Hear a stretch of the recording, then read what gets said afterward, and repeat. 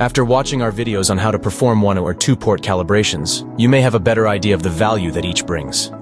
However, you may already have a calibration kit from another vendor instead of what may be featured in the video or found on the Bird VNA datasheet.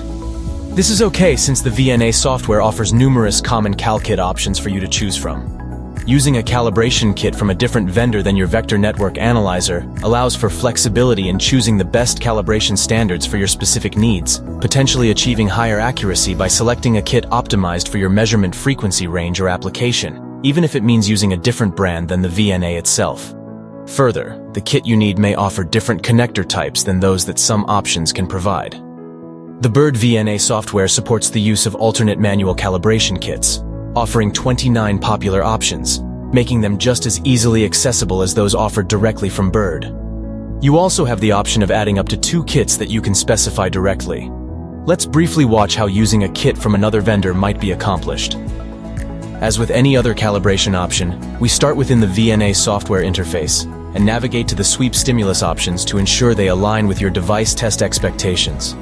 In this case, let's plan for testing a device or circuit that uses one of the industrial, scientific, and medical bands, specifically centering on 2.45 GHz with a span of 100 MHz. We can then adjust the number of points in the sweep to whatever we feel is appropriate.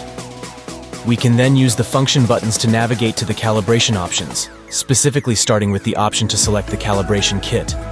In this case, we scroll down through the options to find the 85033E kit from Keysight, that 3.5mm connections, and select it. After this, we can go choose any of the calibration options, here opting for a response open calibration, which will only require connections to the open and load devices.